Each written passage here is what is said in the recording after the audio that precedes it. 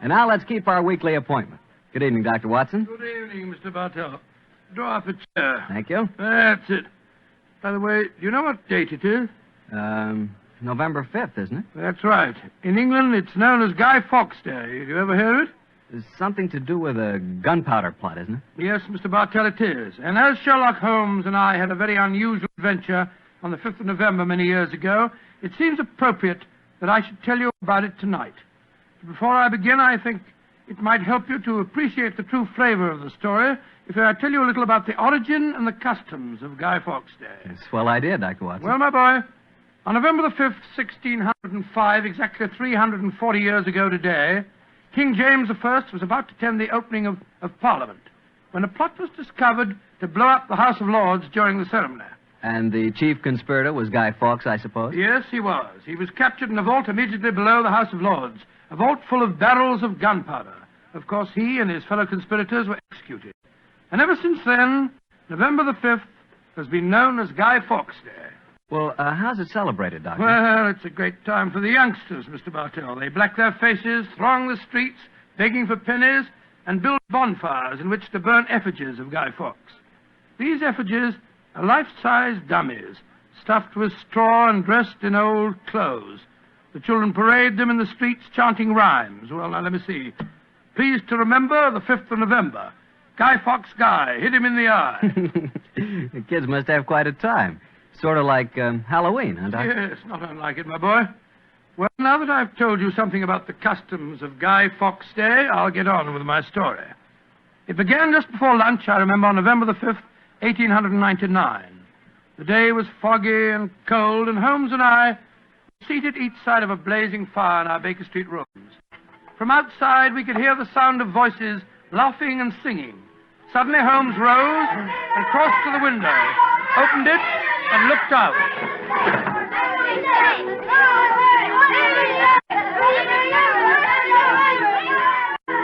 Then he turned to me and spoke. Children are having a great time, Watson, aren't they? Yes, it cost me a shilling worth of pennies to walk here this morning. Has it occurred to you, Watson, that the gunpowder plot offers very promising material to the speculative mind? In what way, Holmes? I say it's confoundedly chilly in here. Don't you think you might shut that window? Sorry, old chap. As I was saying, the gunpowder plot offers very promising material to the speculative mind. I made something of a study of the historical records of the case.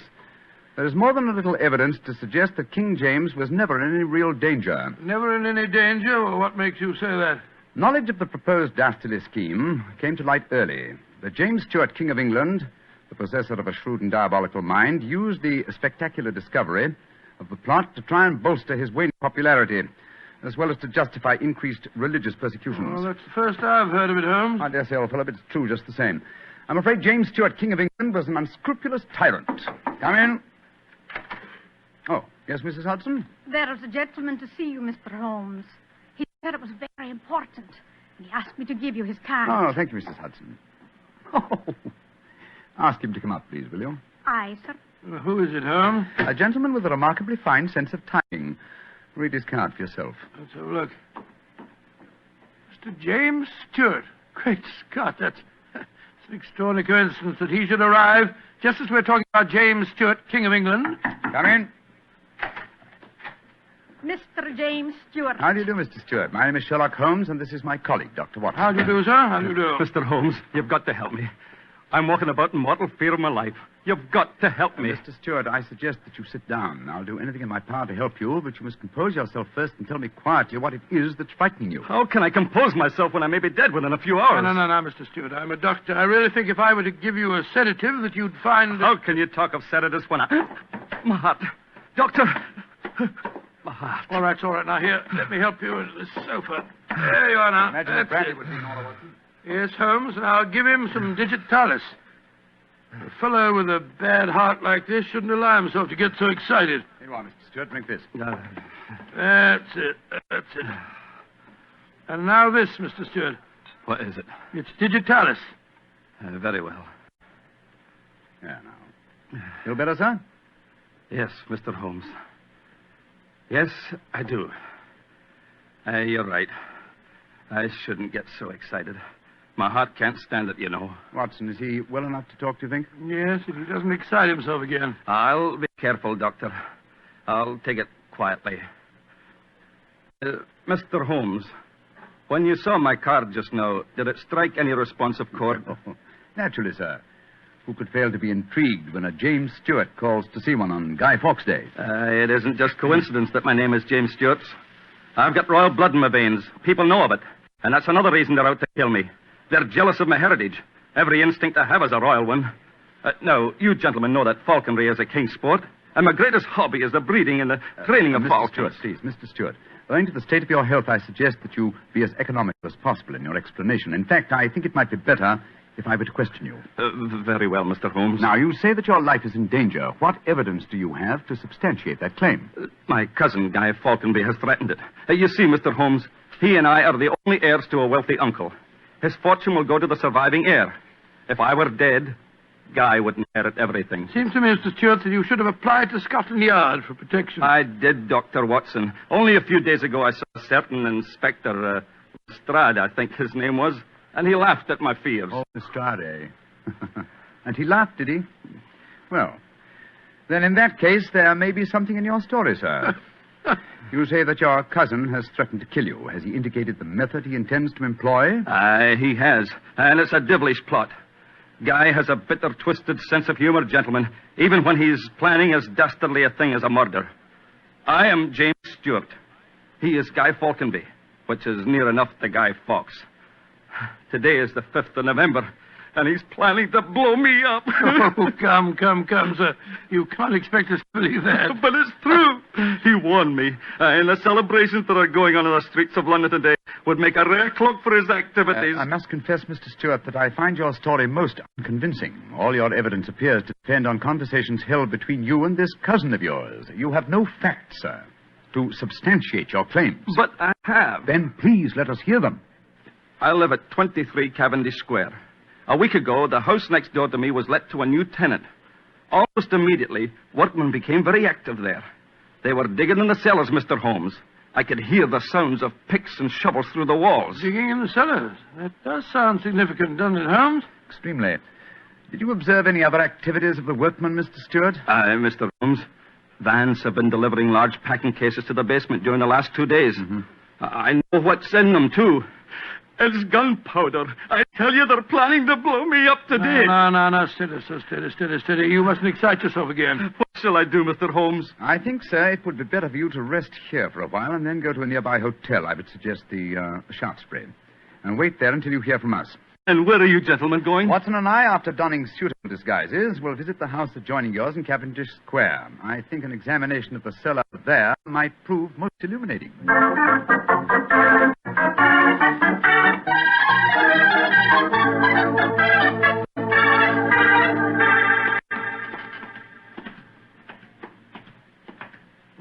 This must be the house, all right, Holmes.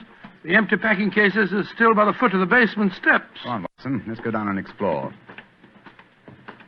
Pardon my soul, I feel a little self-conscious in these clothes. No need to, my dear chap. You look a most authentic inspector of plumbing. What?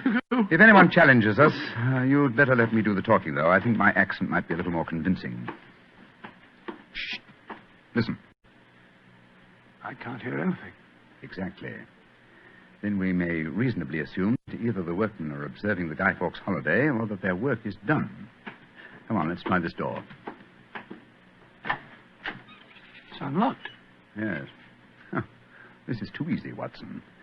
We must be prepared for a trap. Come on. I've got my revolver handy if there's any trouble. I don't use it until I tell you to. Remember, we're supposed to be plumbing inspectors. It's pitch black in here. I can't see a thing. Strike a match. See if you can find a gas jet. Strike a match when the cellar may be full of gunpowder? Can't take the risk, old chap. Oh, here's a gas jet. I'll light it. That's better. Now we can see a little. Uh-huh. I think the workmen have completed their job. See that new wood forming a crude door in the corner over there? Where does it lead to, do you suppose? Let's find out.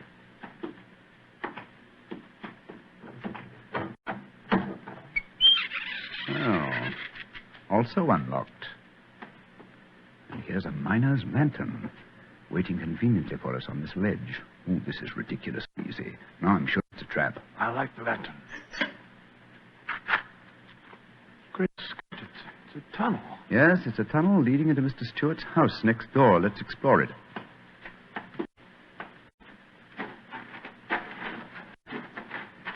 Look, Holmes. Look at the barrels. I bet they're full of gunpowder. Undoubtedly. We'll observe the fuses as well. Yes, the complete equipment for another gunpowder plot. I can't believe my eyes. What a fantastic plan, but how could the murderer be certain that Stewart would be killed in the explosion? I think that's easily answered, Watson. Remember Mr. Stewart's bad heart? In his present state of apprehension, an exploding firecracker would be enough to kill him. I suppose so. Hello? Hello? What's this lying on the floor? Curious. It's a funny strip of silk with a little ring on the end. Let me see it, Watson. Aha. This seems to be familiar. By Jove! I believe it's a Jess. A Jess? What on earth, sir? The last piece of evidence necessary to confirm the conclusion... Come out of there! And keep your hands above your heads! I've got a revolver! Right, you Governor. We ain't doing no harm. Now, remember, Watson, I'll do the talking.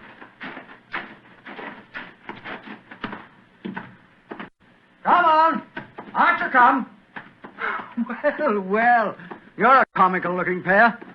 What are you doing in there? Me and my mate got a message to come over here and see to the plumbing, mister. Plumbers, eh? You have any identification? Yes, sir. Here's my badge. We're inspectors for the London County Council. Oh, that's all right, my man. I saw the basement door open, and I thought burglars might be here. You're the owner of this house, sir? Yes, but my agent let it recently to some tenants who've been behaving rather queerly, I'm told. So I came round here to see what was happening. If you're the owner, sir, perhaps you can give me some facts for me records. I want to film me records, you know. What do you want to know? Well, your name, please, sir. Falconby. Guy Falconby. Look here. Alfie, hold your nose. What did he say? Nothing, sir, nothing. He's got bad hiccups. I've had him for months now. Can't stop him. Alfie, here, give me a pencil, will you? Thank you, Al.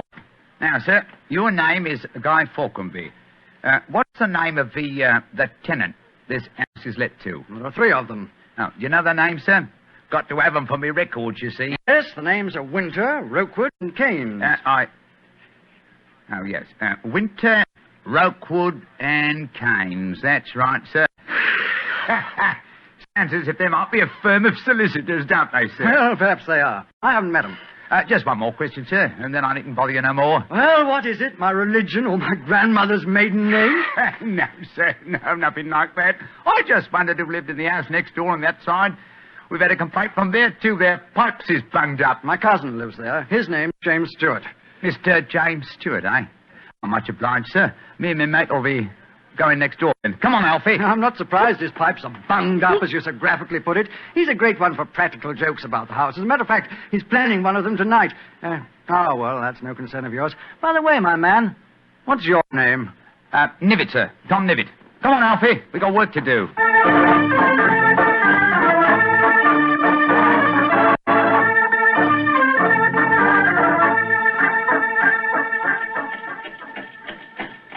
Holmes, I wish you'd tell me what's going on. Why have we taken this cab back to Baker Street? Get out of these clothes. They've served their purpose. Now there's more serious work afoot. Well, I'm still confused about our interview with Guy Falconby. Why did you say your name was Tom Nivet? What touch of vanity, old fellow? Vanity? How do you mean? Well, consider the names in this case so far, Watson. James Stewart says that he's been threatened by Guy Falconby. A name, as Mr. Stewart points out, not unlike Guy Fawkes. Do you recall the names of the three tenants that Mr. Falconby gave us a few minutes ago? Yes. Winter, Rokewood, and Keynes. But what's that got to do with it? A great deal, my dear fellow. Thomas Winter, Ambrose Rokewood, and Robert Keynes were the three men executed with Guy Fawkes in the original gunpowder plot in 1605. Good Lord. Where does Tom Nivet, the name you gave yourself, fit into the picture? Thomas Nivet was the Westminster magistrate who arrested the conspirators. Since the would-be murderer has such an academic knowledge of the original plot, I thought I'd let him know that he was up against an opponent worthy of his skill.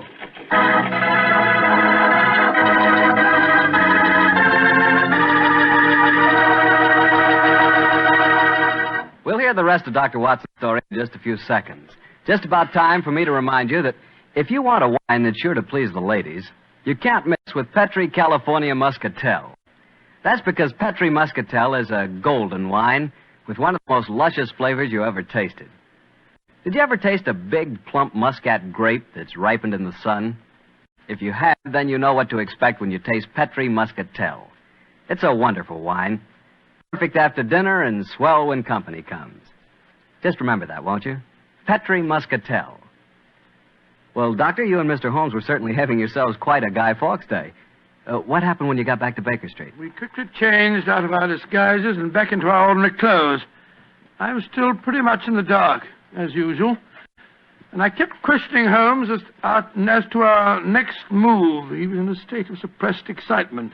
And it was obvious as he spoke to me that he was anxious to be off. What's dawdle?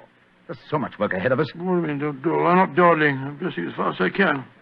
What's our next move, anyway? Well, we must split our forces. Let's get hold of my band of street urchins, the Baker Street irregulars. I'm going to surround Mr. Stewart's house in Cavendish Square, and they'll be invaluable for that purpose. So what do you want me to do? Go to the Canterbury Hotel and collect Mr. Stewart, then return with him to his house and wait me there. I shall join you as soon as I've rounded up the irregulars, but I must warn you. Don't leave Mr. Stewart for a moment. Don't let him out of your sight until you see me again. Of course I won't, Holmes, but, I must say, the idea of all that gunpowder in the cellar doesn't make me feel any too have happy. Faith in me, old chap. Have faith in me. You know, I wouldn't expose you to any danger if I could avoid it. And I assure you that I shall join you and Mr. Stewart very shortly. You have your revolver? Yes, of course. Good. And, give Mr. Stewart this revolver, will you? Tell him that I insist that he carries it. I fear that his own has probably been tampered with. Right you are, Holmes. I'll see that he has it. This is a strange business, I must say. That Guy Falconberry seemed such a decent sort of fellow. Yes, he appeared to be a most amiable fellow, didn't he? This is indeed an unusual case, Watson. We're up against one of the most sinister and twisted antagonists that we've ever met. Well, old chap, I'm leaving now. I'll join you soon. And don't forget, stay close to Mr. Stewart. Stay very close to him.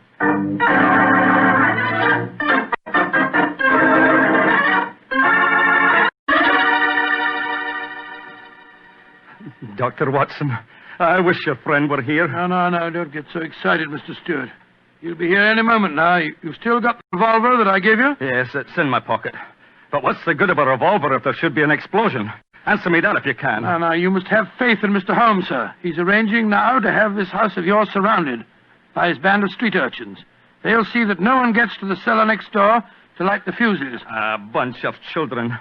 How can they do anything? You don't know the Baker Street irregulars, Mr. Stewart. And it's a perfect day for them to operate. As black-faced boys begging for pennies, they'd pass unnoticed anywhere. I hope you're right. But I have a premonition, Doctor. There's going to be a tragedy. I know it. Now, take it easy, sir. Remember your heart. You're in splendid hands when Sherlock Holmes is on the case. Here he is now. Holmes, I say, I'm glad to see you. You received your visitor yet? Visitor? We've seen no one. Then be on the alert. I've just been questioning the boys surrounding this house. A few moments ago, some children pulled a small cart up to the back door. A cart containing a life-size dummy. My irregulars thought that it was an effigy on its way to a bonfire. Why shouldn't it be, Holmes? I have reason to believe that it's someone visiting you in disguise, Mr. Stewart. A visitor who is mounting the back stairs at this very moment. You've got to stand by me, Holmes. You've got to protect me. Don't worry, sir. Come in. Look at that apparition. Great Scott, Guy Fawkes, damn it. A dark lantern in his hand, and it's walking. And also talking, I trust. Keep away from me. I got a revolver. Take for sake, for Victoria's sake. If you won't give me one, I'll take two. The better for me and the worse for you. It's Guy Falconberry. Keep away from me, do you hear? The better for me and the worse for you. All right, then. I'm going to fire. Dear me, Mr. Stewart, the revolver I provided for you seems to be unloaded. How very odd. Oh, what in fun is all this about? You've just witnessed an attempted murder, Watson. Murder? What are you talking about? This is a game. James and I had it arranged, the whole thing. You may have thought it was a game, Mr. Falconberry, but I assure you that your cousin... Grab Mr. Stewart, Watson. He seems to be leaving us. Leave me alone. Take your hands off me. My heart. Help me put him on the sofa. That's it. I'll get him some digitalis. Look, I don't want to appear unnecessarily stupid, but will someone tell me what this is all about? With pleasure, Mr. Falconberry. Your cousin had planned one of the most fantastic murder plots that I've ever encountered. He came to us with the story that you had threatened his life. But that's ridiculous. I'm very fond of him. Of course it's ridiculous. The whole plot was ridiculous. He leased the house next door, had a tunnel dug, and gunpowder and fuses planted there. Even entered the name of the tenants as Winter, Rookwood, and Keynes, to give the apparent plot a further authenticity. You mean my cousin was the real tenant? Certainly he was. However, he was clumsy enough to drop that piece of silk with the wire ring on the end that you found in the cellar, Watson. The thing you called a jess. And what's a jess? It's a strap that goes round a falcon's leg to which its leash is fastened. You will remember that Mr. Stewart informed us that falconry is his hobby, and it therefore indicated that he had been in the cellar and consequently must have known about the whole plot. And all he was trying to do was to build up in our minds the belief that his cousin was trying to kill him. Exactly, my dear fellow. Had we believed him, of course, he could have shot you just now, Mr. Falconby, in apparent self-defense. Good Lord, what a fantastic plot. I still can't quite believe Mr. Falconby, why are you dressed as a Guy Fawkes dummy? Well, it was James's idea. He said that he was going to dress up too, and that we were to go round the bonfires tonight and frighten people by appearing as live dummies. But the last message he sent told me to come up here, that we'd play a practical joke on a couple of friends of his. And did he provide you with the costume that you're wearing? Yes, as a matter of fact, he did.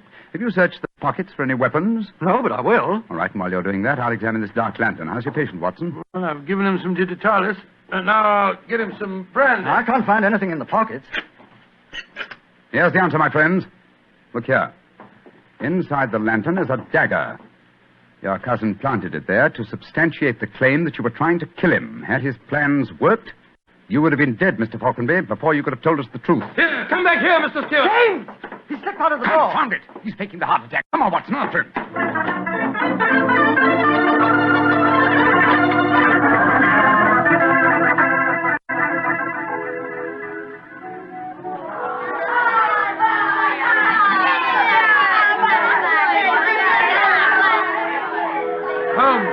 Holmes, where are you?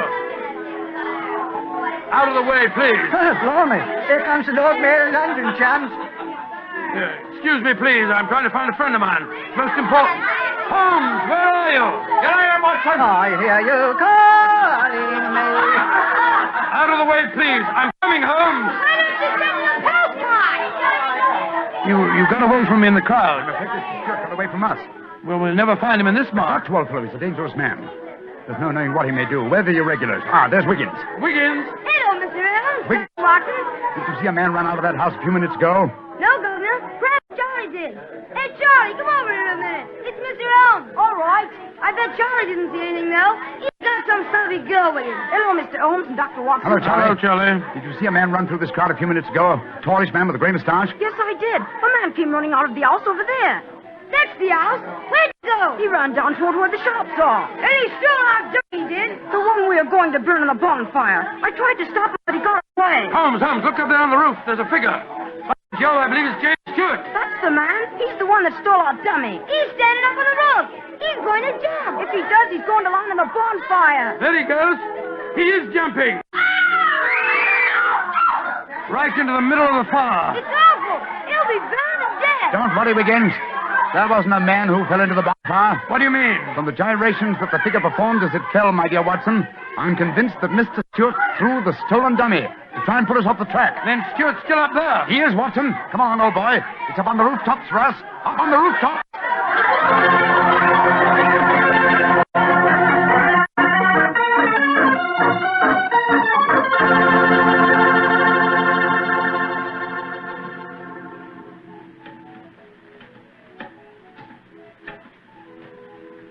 Here, Watson.